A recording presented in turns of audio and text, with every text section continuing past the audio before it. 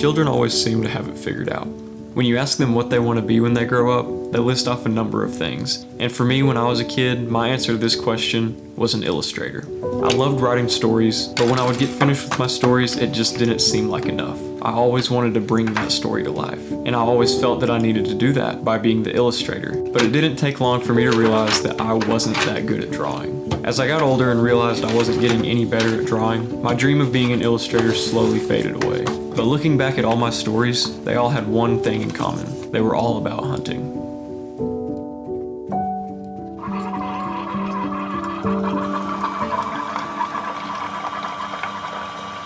We just got in here, got everything set up. It's starting out to be a beautiful morning. It's about 48 degrees this morning, so I think the deer are going to be moving. We're going to sit tight for a little bit, see if we can catch something moving. Hopefully walking this trail right here.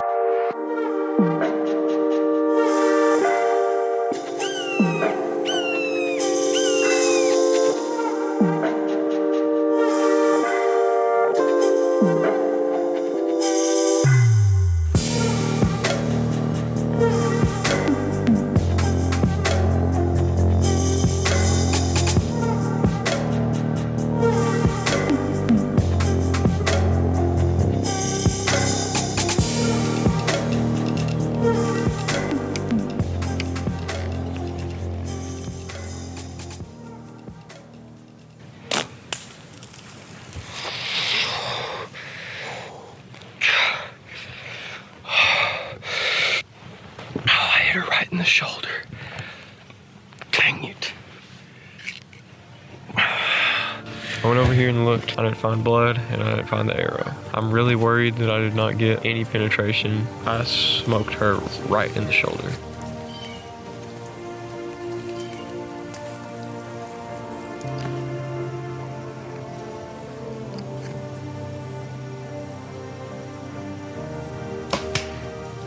Well, October 6th. This is my second sit this year, actually. I've been at this for about 5 years now, trying to get one with my bow. It's not a trophy buck, but it sure does feel like it, being my first deer with a bow. It was fun. I'll definitely be doing it again. Yep. Are you sure? Okay.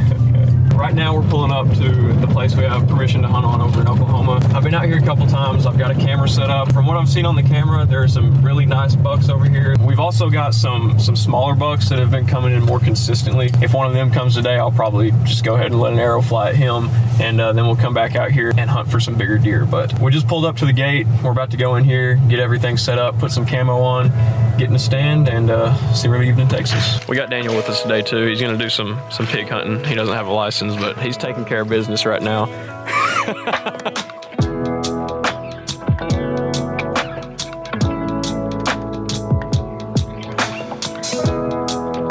This is my first sit here, so really if I see anything, it'll be a good sit.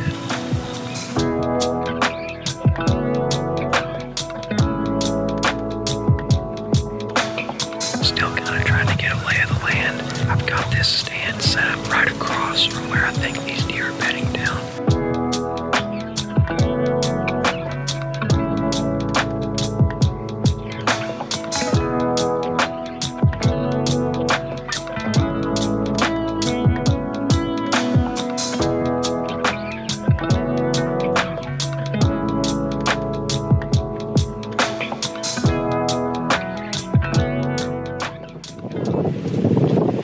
All right, boys, it's November 29th. We're back over here in Oklahoma for another hunt. Me and Daniel were over here, I think about a week ago, and we sat for probably 3 or 4 hours. I had 2 bucks come in on me. One of them was a little 4-corn, and the other I think was a 6. I think he had some brow tines, but we got warmer weather moving in today, which is weird. It's been probably 40s and 50s for about a month now, and today it was just randomly 75. We're gonna see how it affects the deer, and I'm gonna quit talking, grab my bow, and we're gonna go get set up in the stand.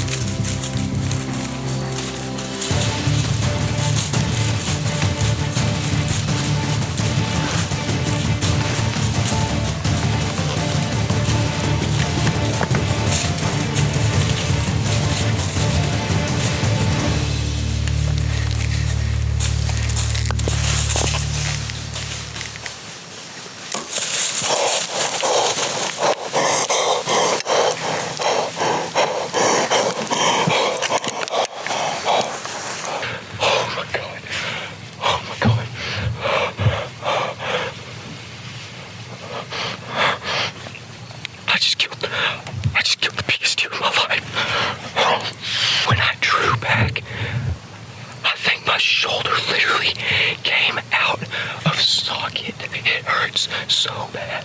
I think I heard him go down. I just killed the biggest deer of my life. See right here? Oh, yeah. We got blood, boys. Look at that. That's what I'm talking about. Oh, he's right there. Oh, my God. He's right there, man. He's right there. Oh, my God. He's huge. He's giant, man. I told y'all he was big, boys. He's a toad, man. It's November 29th. We've been hunting since when we start hunting? October 1st, wasn't it? Right. I've been hunting since October 1st. I've been in the stand probably more than I've ever been this year, just hunting hard. It just all came together today, and I could not be more happy with this deer. Thank you, Daniel. Thank you, Big Daddy, for helping me. Man, this is awesome, guys. You got your first bow kill this year with a doe in Texas. Now I haven't killed anything with a rifle this year. I've killed everything with a bow, and I think I've made a bow hunter out of myself. This is fun. This is what it's all about. This is fun, man. All right, boys, we got to get him out of here now. Oh, man.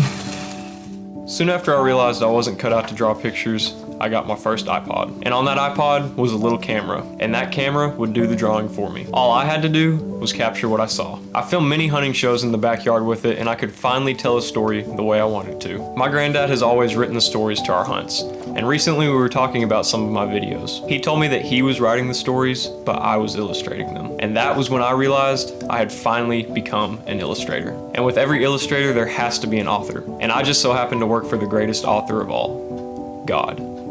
God is the ultimate author, and I am illustrating the power of our God by capturing the beauty of His creation, not through my drawings, but through a lens. Not only is His power shown through the beauty of His creation, but it is also shown in us. Ephesians 2:10 says, "For we are God's masterpiece. He has created us anew in Christ Jesus, so we can do the good things He planned for us long ago." We are God's masterpiece, and He has planned great things for us. But a lot of the times, our own selfish desires can get in the way of God's plan for our lives. At times, we can desire the sinful ways of this world and lose sight of what God has in store for us. John 3:30 says, "He must become greater and greater, and I must become less and less." We have to learn to make our fleshly desires less and continually seek out a relationship with our God. But as humans, we often desire to be the authors of our own story, and we don't realize that God has already written it. All we have to do is live out and illustrate the plan that He has for us. So my challenge to you is to be the illustrator.